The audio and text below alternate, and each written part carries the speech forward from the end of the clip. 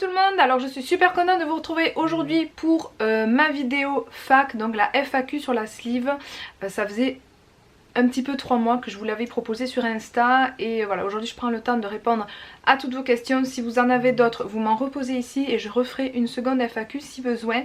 Donc aujourd'hui on va parler de chirurgie bariatrique. Donc en ce qui me concerne la sleeve, j'ai été opérée il y a 1 an, donc ça tombe bien. Au final on va faire les 1 an post-op. Ce que je vais faire, dans un premier temps je vais répondre à toutes vos questions et ensuite je vais parler, vous conseiller et vous expliquer un petit peu mon vécu. Donc je reprends mon Insta ici pour répondre à vos questions. D'ailleurs n'hésitez pas à me rejoindre sur mon Instagram Mélanie_Joy, ça me ferait hyper plaisir. Donc c'est une question de Elsa Lilou qui me dit: coucou Mélanie, déjà bravo pour ton parcours, parce que même si beaucoup pensent que les opérations bariatriques sont un choix facile, par expérience d'amis autour de moi qui l'ont vécu, je ne pense que ça n'est pas du tout le cas et je te le confirme également. Quel est ton objectif au niveau perte de poids? Au niveau alimentaire, qu'est-ce qui a vraiment changé pour toi? Fais-tu encore des écarts? Peux-tu manger ce que tu veux? Merci ma belle. Donc merci Elsa Lilou pour tes questions. En effet, pour répondre rapidement au sujet des personnes qui pensent que la chirurgie bariatrique est une question de facilité, elles se trompent. Je pense que les personnes qui disent ça n'ont pas de problème de poids ou sont dans le déni qu'il y ait cette option possible. Après je respecte les personnes qui ne comprennent pas. Personnellement autour de moi j'ai eu personne qui m'a dit c'est une Mélanie, ce que tu fais c'est facile, etc. Pas du tout, bien au contraire, c'est un acte de courage. Il faut, désolée d'être un peu vulgaire, mais porter ses couilles pour aller vous faire retirer 3/4 d'un organe sain qui n'est pas malade et voilà, vous ouvrir le ventre et enlever cet organe sain. Voilà, c'est un acte de bravoure et de courage. La facilité, je dirais peut-être que voilà, si c'est des personnes qui ont pris 10-15 kilos en à peine 1 ou 2 ans, qui n'ont pas testé des régimes, qui se sont pas tout donné pour perdre du poids et qui vont de suite vers la solution de se faire opérer, là je pourrais dire éventuellement que oui, peut-être c'est une question de facilité. Après on ne peut pas juger des gens, on ne connaît pas leur parcours, leurs histoires, comment ils en sont arrivés là, leurs troubles du comportement alimentaire, leur passé, voilà, s'ils ont vécu des choses difficiles ces dernières années, on ne peut pas juger et voilà, ça fait partie du jugement qui est humain chez l'être humain et qui est malheureux parce que les gens jugent sans savoir, sans respecter, sans comprendre. Voilà, un peu pour ça, mais bien au contraire c'est vraiment un acte de courage puisqu'il y a des gros risques, puisque c'est un outil qui nous permet d'être à zéro mais en aucun cas qui nous assure la perte de poids à vie. Il faut se battre avec cette maladie de l'obésité, il faut se battre à vie, tout le temps. Donc voilà brièvement pour cette question. Donc ensuite, pour cette question, ce petit passage de ton avis. Quel est ton objectif au niveau perte de poids? Donc au jour d'aujourd'hui, je me suis pesée ce matin, j'ai reperdu 1,1 kg là, bam, depuis la semaine dernière et je suis à moins 35,1 kg. Donc voilà, mon objectif c'était moins 30, moins 35. Je faisais au départ 95,5 kg l'an dernier, au même mois, au mois de septembre. Je me suis fait opérer le 6, donc là ça va faire 1 an, 1 mois, mais on y est 1 an post-op du moins. Et aujourd'hui, ce matin, je fais 60,4 kg avec un IMC de 22,2 je crois et une perte donc de 35,1 kg. Et il me reste 2,3 kg pour mon objectif, mais l'objectif est déjà atteint puisque l'objectif opératoire il était de 65 kg pour atteindre un IMC de 25 normal, mais je voulais descendre un peu parce que au-delà de 65 je repassais en surpoids, j'étais dans la fourchette limite. J'ai choisi 58 kg qui était juste un chiffre, un poids rêvé, un poids imaginé, un poids fantasmé depuis des années où je m'endormais le soir en écoutant la musique et en me disant mais pourquoi j'en suis là et qu'est-ce que je donnerais tout pour être à 58 kg, parce que voilà c'est le chiffre 5. Mais voilà, un chiffre ne veut rien dire. Aujourd'hui je me sens très bien dans ma peau, dans mon corps.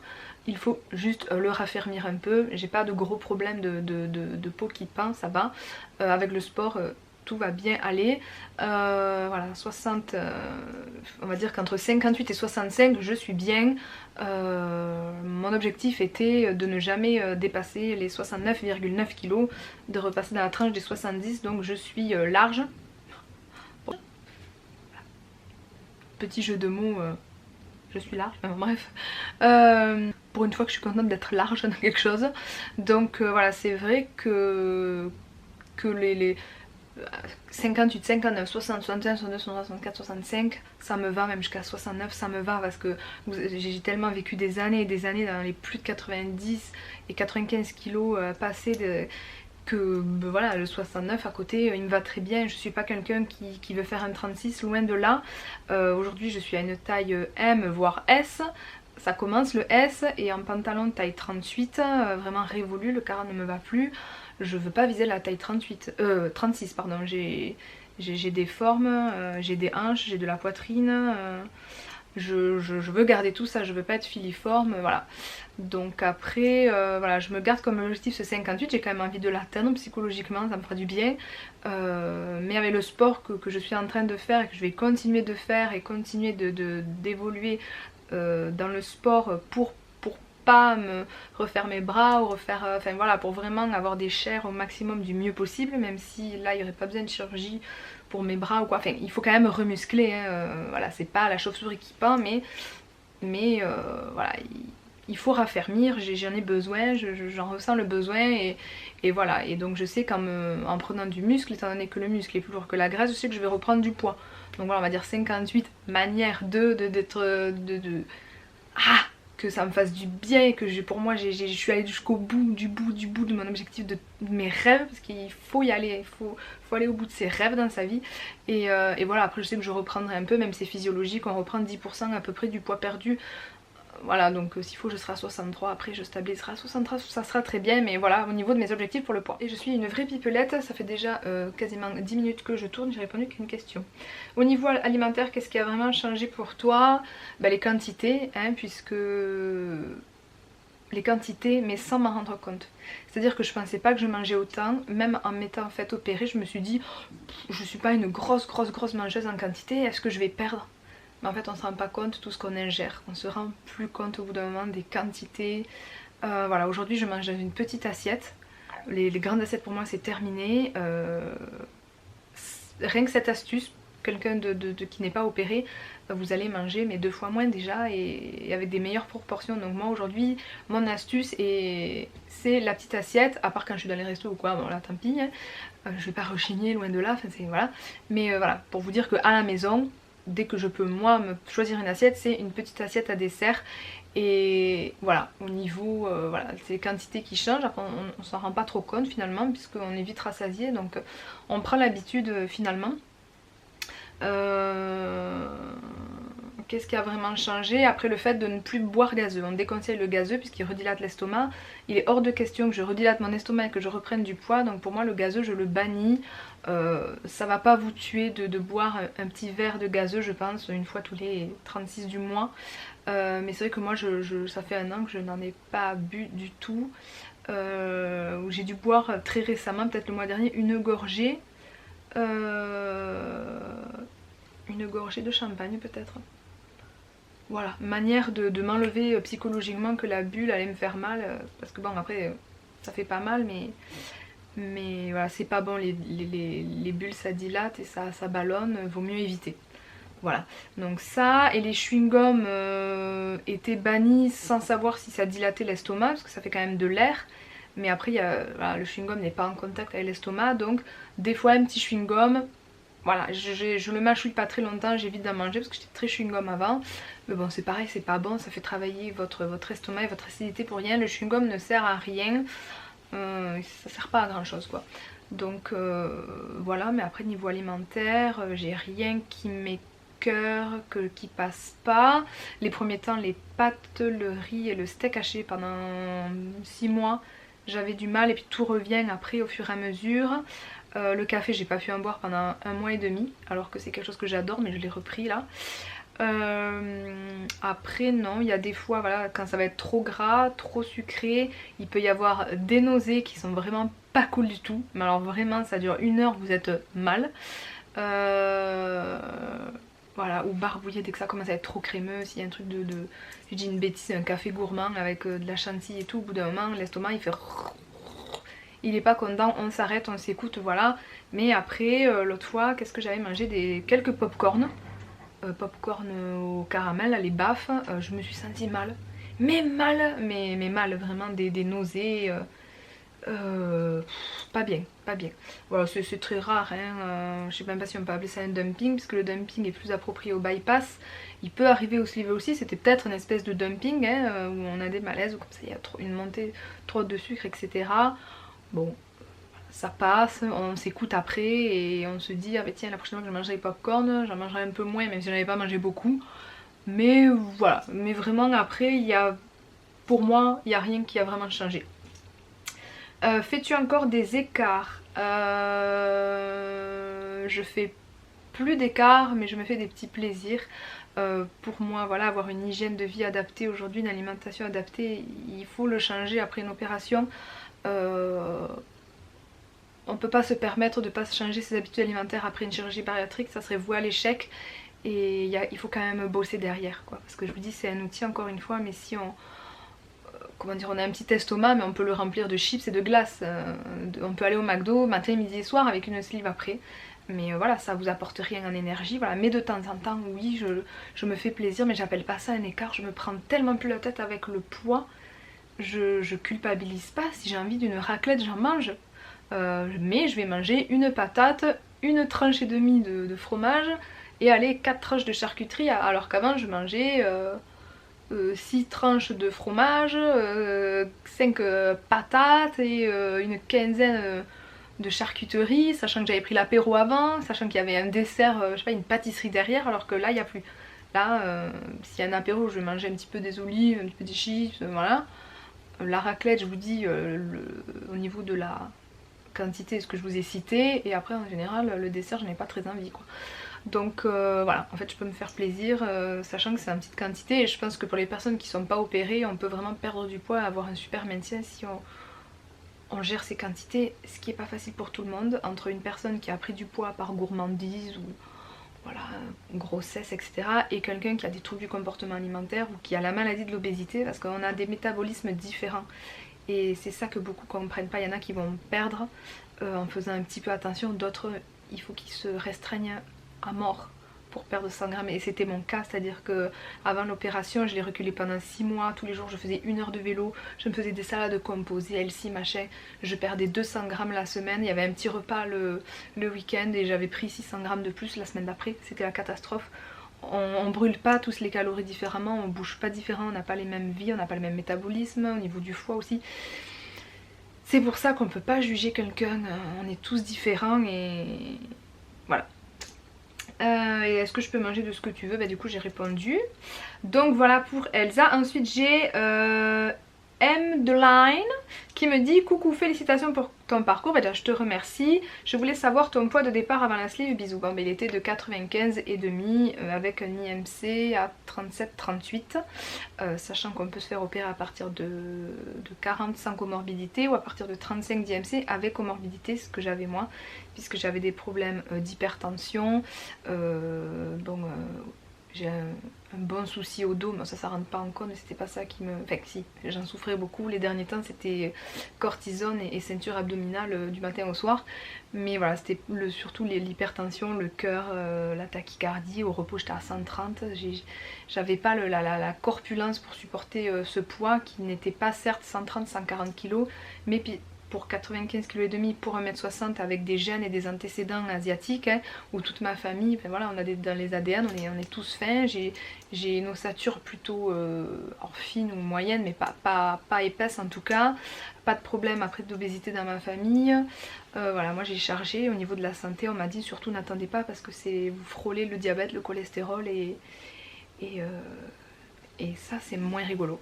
Donc voilà, moi j'avais les problèmes d'hypertension, les problèmes de reflux que j'ai encore, donc je pense que ça c'était pas forcément lié au poids et que j'aurai tout le temps, puisque je prends toujours mon traitement anti-reflux, anti-brûlure gastrique. On verra, peut-être ça passera, on verra ça. Mais au pire si c'est juste ça, c'est pas bien grave, hein, parce que moi j'avais des cachets pour le cœur tous les jours pour me ralentir le cœur, et puis après ça engendre d'autres symptômes aussi, des problèmes de circulation, où je passais mes étés avec des bas de contention, des collants de contention, j'avais des problèmes de circulation, où j'avais les pieds bleus, violets, enfin bon, j'avais quand même pas mal de problèmes de santé que d'autres qui se sont fait opérer à 120 kg n'avaient aucun problème de santé à part apparence physique. Moi il y avait l'apparence physique mais beaucoup la santé, donc on m'a donné le feu vert de suite. Ensuite j'ai une Française au Brésil qui me marque: coucou, d'abord bravo pour cette très belle perte. Ben merci beaucoup ma belle, tu es rayonnante, merci. Je voulais savoir s'il y a des aliments que tu n'arrives plus à manger vivement la vidéo. Bon mais voilà, j'ai répondu au-dessus, enfin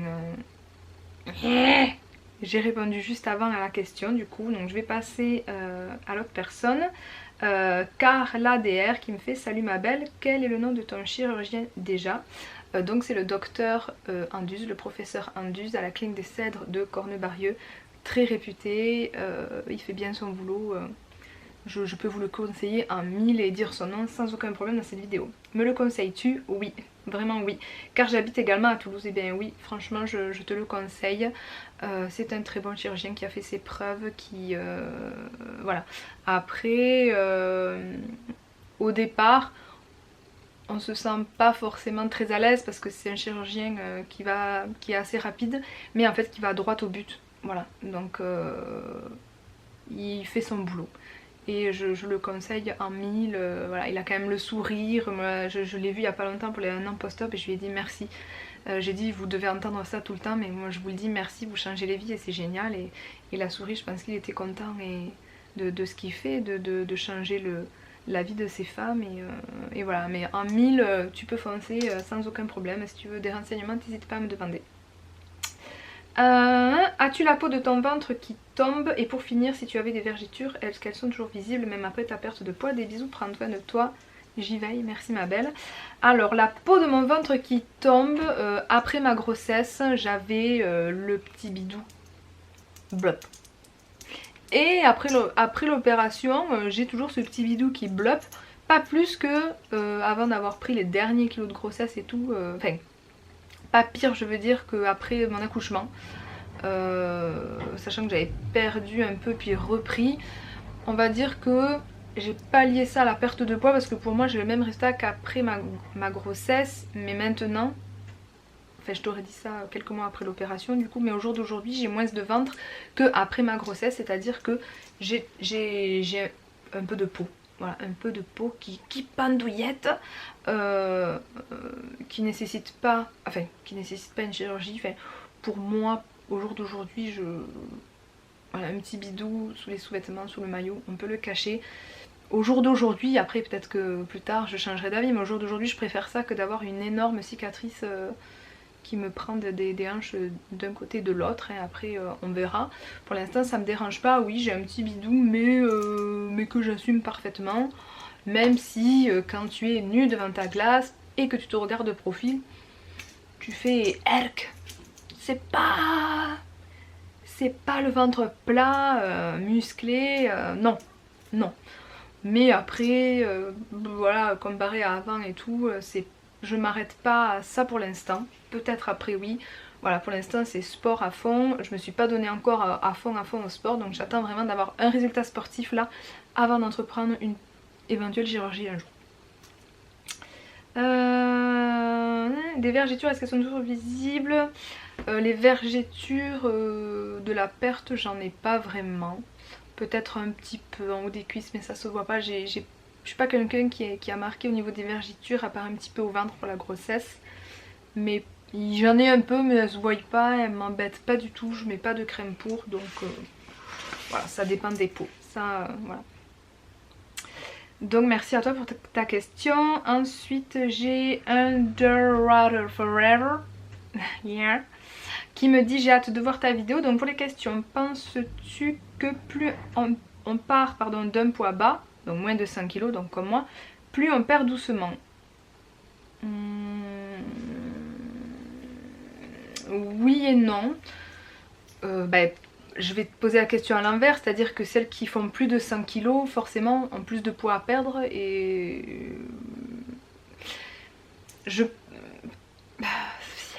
ça dépend, mais globalement je dirais que plus tu as de poids à perdre, plus tu vas en perdre vite, ça c'est sûr, et en abondance vu que tu en as beaucoup à perdre, et notamment dans les cas des opérations du bypass. où il y a une perte moyenne de 50 kg et les sleeves 30-35 kg. Voilà, après ça dépend de ce que tu as à perdre, mais au final chacun perd le poids qu'il avait à perdre à peu près au même timing, à entre 3 et 6 mois près. Donc voilà, si tu te fais opérer et que tu fais moins de 5 kg comme moi, sache que tu arriveras à ton objectif peut-être 3 ou 6 mois de plus qu'un bypassé qui a 60-70 kg à perdre, enfin, ou 50 au moins. Mais tu t'en fous parce que même en étant à moins de 100 kg, tu perdras quand même en temps et en heure. Voilà, moi ça fait 1 an. Normalement on dit on perd jusqu'à 1 an et demi, donc rassure-toi que tu fasses moins de 5 kg ou plus de 5 kg en 1 an et demi, tu atteindras ton objectif. Voilà, j'espère avoir bien répondu à ta question, mais je pense que oui. Est-ce que tu fais du sport à côté? Que penses-tu du vélo elliptique? Le vélo elliptique, oui. Ça c'est vraiment bien parce que ça travaille vraiment tous tes muscles. Moi j'ai un vélo classique, là qui est devant moi. Vélo elliptique c'est vraiment bien parce que tu travailles plus de parties de ton corps. Ça te fait cardio, renforcement musculaire qu'un simple vélo. Donc à choisir entre un vélo elliptique ou un vélo classique, si tu peux prendre l'elliptique c'est bien. Si tu as le vélo classique et que tu t'y mets régulièrement c'est parfait aussi. Il n'y a pas besoin de... d'un million de choses dans un premier temps, c'est vraiment réapprendre à faire du sport et pas s'en dégoûter outre mesure. Ah oui, est-ce que tu fais un sport à côté? Alors oui, depuis vraiment juin, je me suis mis à fond dans la régularité d'un sport et pas à fond à passer des heures en salle de sport, où j'allais faire du sport type fitness ou zumba 1 à 2 fois par semaine. Là depuis 15 jours je me suis inscrite en salle de sport. Bon, là j'ai été malade et tout, j'y suis pas allée, mais là ça y est, je vais aller en salle de sport et j'aimerais vraiment dans un premier temps faire 2 fois. Puisque c'était plus 1 fois et demi, enfin, c'était plus 1 fois que 2 fois les mois d'avant, et j'aimerais aller à 3 fois par semaine, c'est un bon rythme. D'aller à la salle de sport et ou après marcher, courir, après voilà, tu fais du shopping, tu fais du sport, hein, voilà, si tu fais une vraie journée shopping, t'as fait ton sport pour la journée. Si t'as fait ton ménage à fond, ménage de printemps, t'as fait ton sport. L'important est de bouger plusieurs fois par semaine, au moins 1 heure, voilà, à chaque fois. Donc oui, je fais du sport et voilà, les squats à la maison, en dehors et tout, et je vais en faire de plus en plus. Sans tomber dans l'excès non plus, je te dis 2 ou 3 fois par semaine, moi ça me suffit amplement. Est-ce qu'après ta perte, ton ventre pend, tablier? Non, voilà, j'ai répondu. On va dire que j'aurai un petit tablier, ou je peux pas appeler ça vraiment un tablier, ou qui recouvre le pubis, et qui voilà, vraiment les tabliers, les vrais tabliers, c'est la peau qui peint à en recouvrir le pubis, et si tel est le cas, l'opération vous est complètement prise en charge à ce niveau là. Penses-tu à la chirurgie? Ben, j'ai répondu avant. Pour le ventre non. Par contre il est possible que au niveau de ma poitrine je fasse quelque chose. Quel est le truc que tu regrettes depuis que tu es slivée? Eh bien de ne pas l'avoir fait plus tôt. Mais c'est pas un regret parce que plus tôt j'étais pas prête. Je connaissais pas, moi qui ai très peur des hôpitaux, des anesthésies générales et tout, c'était... J'ai aucun regret. Aucun regret. Aucun. Et il y en a beaucoup qui disent ça. Aucun. Vraiment aucun. Es-tu plus sucré ou salé? J'ai été avant l'opération sucré et salé. Aujourd'hui je suis sucré et salé aussi. Mais vite rassasiée, c'est-à-dire que... avant, une demi-tablette de chocolat me rassasiait au niveau du sucre. Aujourd'hui, 1 ou 2 carrés me suffit à me couper l'envie de se sucrer. Et pareil pour le salé. Mais j'ai toujours été sucré-salé en même temps. J'aime manger, j'aime la vie quoi. Voilà. Est-ce que tu as eu des remontées gastriques? J'en avais avant, j'en ai toujours. Si je prends pas mon traitement, ça me brûle fort. Voilà, c'est comme ça. C'était comme ça avant, c'est comme ça maintenant, et si c'est comme ça à vie, c'est pas grave, hein. Si c'est que ça, au pire, bon. C'est pas ça qui me dérange le plus, bien que je préférais ne rien avoir, mais bon, j'ai déjà enlevé pas mal de traitements, c'est déjà super, vraiment. Ça n'a plus rien à voir. Est-ce que parfois tu as l'impression que pour une slivée ton estomac accepte pas mal de nourriture? Des fois je me dis j'ai fini mon assiette. Et d'autres fois t'as pas beaucoup mangé aujourd'hui. Ça dépend du moment. Au jour d'aujourd'hui, en étant opérée, si je suis stressée pour manger, je sais que ça passera pas. C'est pas que ça va bloquer, mais c'est que j'aurai pas l'envie de manger avec plaisir. Mais je me suis jamais dit oh là là. Enfin si ça m'est déjà arrivé de dire oh là là j'ai trop mangé, je vais tout reprendre, ça y est, c'est agrandi mon estomac. Je pense que c'est humain de dire ça après une opération où pendant les premiers mois on a mangé très peu et après on remange un peu plus et heureusement on a besoin quand même de manger.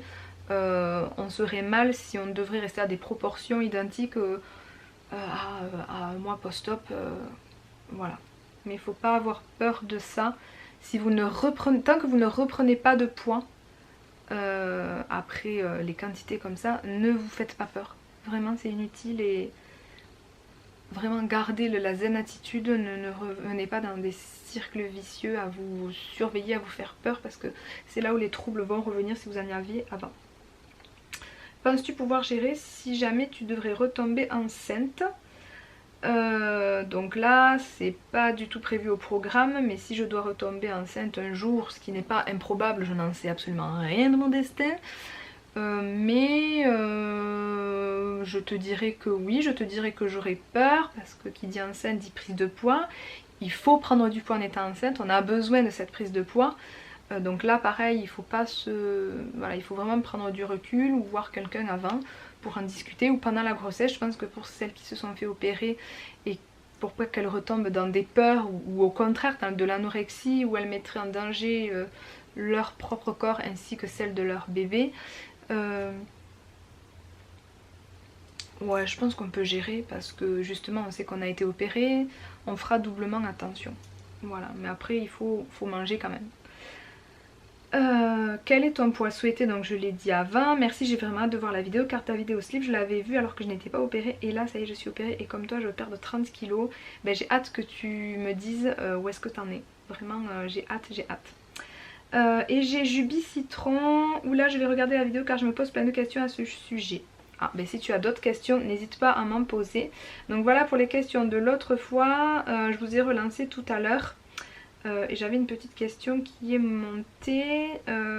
Comment a été les premiers jours post-opératoires de Noélie Myleson? Donc je te propose d'aller visionner mes vidéos qui ont été avant l'opération, après. Donc je vous mets le i ici. Il y en a plusieurs, je vais voir si je peux les mettre toutes ou une en priorité. Enfin je te laisse checker et aller revoir vraiment tous mes états d'âme à chaud il y a quelques mois. Merci pour ta question. Et j'ai Clemcha qui me dit coucou, es-tu frustrée de ne pas manger comme tu le veux? Alors pas du tout parce que je peux manger tout ce que je veux et ça c'est trop bien. Et au bout de combien de temps as-tu mangé normalement entre guillemets? J'ai été opérée il y a 8 jours, alors plein de... Ah c'est génial. Ah ben super, ben, j'ai vraiment hâte que tu passes par là. D'ailleurs hop, je m'abonne à ton compte. Télé. Je sais pas si vous verrez quelque chose. Voilà, si tu as des questions tu n'hésites pas. Donc frustrée pas du tout. Je sais que les personnes qui se font opérer d'un bypass peuvent être frustrées parce qu'elles vont faire des dumpings ou vraiment pas supporter certains aliments, donc du coup elles vont s'en priver et donc être potentiellement frustrées ou pas.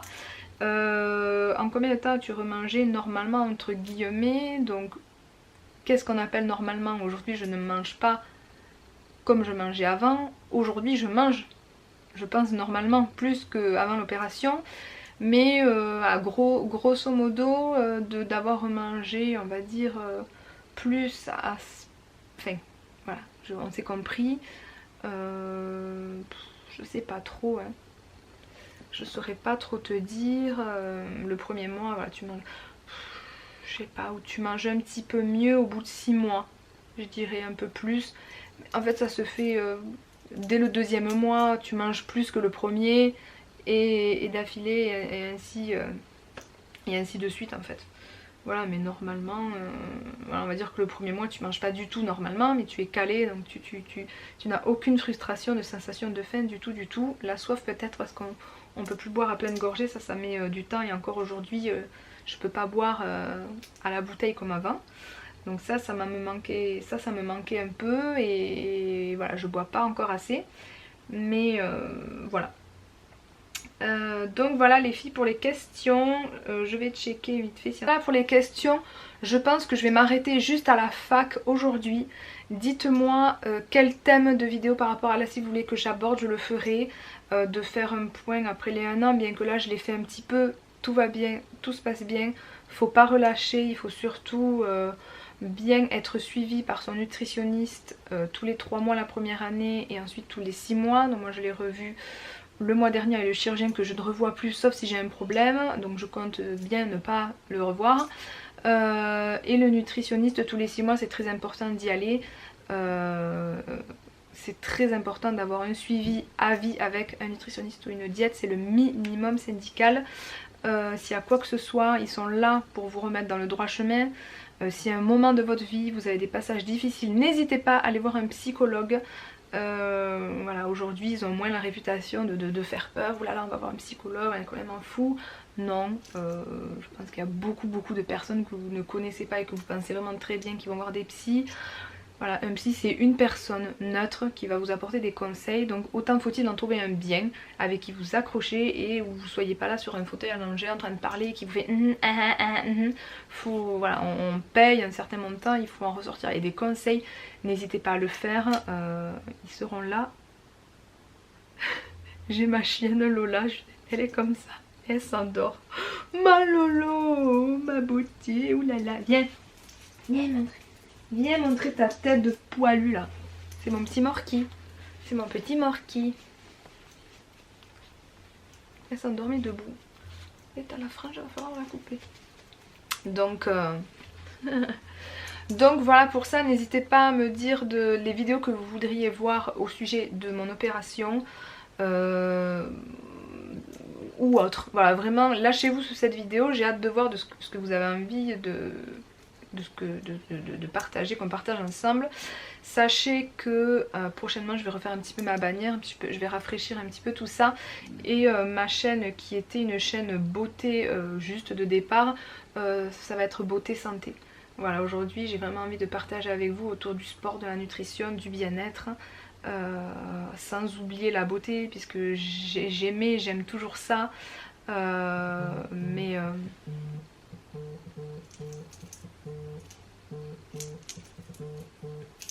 voilà, on est en train de m'appeler. Donc voilà, bien qu'après tout ce qui est vlog, j'ai envie de faire plus de vlogs. Est-ce que ça vous intéresse?